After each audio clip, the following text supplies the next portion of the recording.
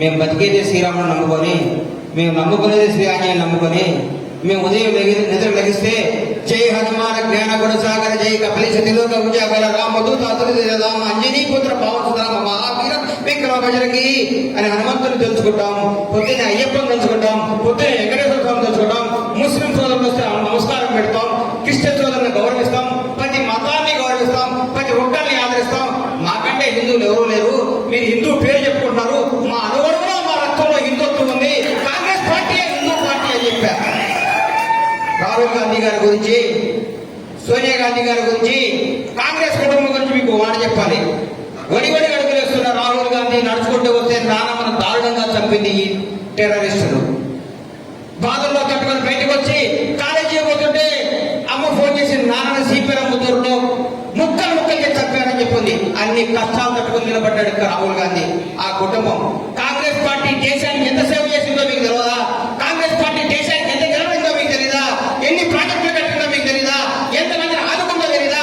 భారతదేశానికి స్వాతంత్రం తీసుకొచ్చిన party Congress party. Doctor Ambedkar ఆశయాలు నిలబెట్టిన పార్టీ కాంగ్రెస్ పార్టీ. భారతదేశంలో ప్రపంచ దేశంలో భారతదేశాన్ని పట్టాన్ని తీసిన పార్టీ కాంగ్రెస్ పార్టీ. అందరినీ సగౌరవంగా గౌరవించి అభిమానించి అందరినీ హక్కులు చేసుకున్న పార్టీ కాంగ్రెస్ పార్టీ. కాంగ్రెస్ పార్టీకి ఓటేయడం గర్వం, కాంగ్రెస్ పార్టీ కార్యకర్తలు చెప్పుకోవడం నిజాయితీ, నిర్భయంగా నేను కాంగ్రెస్ కార్యకర్తను అని చెప్పుకుంటా. అడిగిండు, అరే నువ్వు టీఆర్ఎస్ బీజేపీ గారు రోజు కాదని. నేను పుట్టింది కాంగ్రెస్ వాడుగా, నేను చచ్చేది కాంగ్రెస్ వాడుగా. నాకు పార్టీలు మారటం, పార్టీల కోసం నిలబడటం తెలియదు. నేను రాజకీయాల్లో ఉంటే కాంగ్రెస్ లో ఉంటా, బయటికి పోతే పోతాయని సస్తే కూడా కాంగ్రెస్ రాదు. ఎందుకంటే ఈ మూడున్నర రంగు పార్టీ కాంగ్రెస్ పార్టీ. కాంగ్రెస్ కార్యకర్త అని చెప్పుకునే 10 మంది నాకు ఏ గొప్ప పదవి వద్దని చెప్పిన. అట్లాగే మంది ఒక రాజకీయ నాయకుడు కావాల్సిన 3 లక్షలండి. ఆయన మీద ఆయనకు బాగా నమ్మకం ఉండాలి. ఆయన దగ్గరికి వచ్చే ప్రతి కార్యకర్త ఆయన నమ్మాలి. వచ్చిన ప్రతి కార్యకర్తను ఆయన మర్యాద ఇవ్వాలి.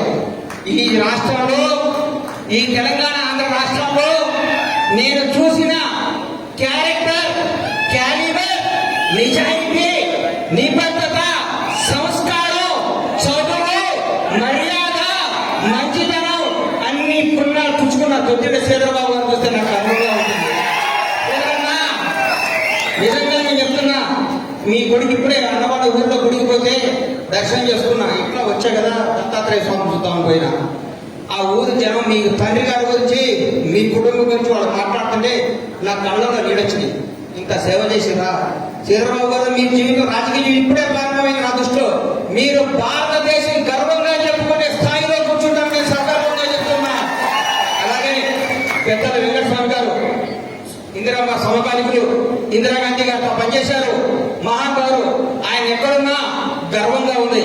నా మనవడు కాంగ్రెస్ పార్టీ ఎంపీగా పార్లమెంట్ లోకి వస్తున్నాడని టీవీనున్న మనవడు చూసి ఆనందపడే రోజు మీరందరూ 1,00,000 ఓట్ల మెజార్టీతో మన వంశీ గారిని గెలిపించి సగర్వంగా వెంకటస్వామి గారి సేవలు గుర్తించుకొని, వాళ్ళ తండ్రిని, వాళ్ళ పెద్దన్న గారు వాళ్ళు చేస్తున్న సేవలు గుర్తించుకొని ఆ బాబుని మీరందరూ దీవించి పైకి పంపించాలని కోరుకుంటూ, ఈ అవకాశం ఇచ్చిన మందకి ప్రజలందరికీ, పెద్దలు చంద్రబాబు గారికి, వివేక్ గారికి, వేదిక మీద అందరికీ నా హృదయపూర్వక కృతజ్ఞత తెలియజేస్తూ సెలవు తీసుకుంటున్నాను.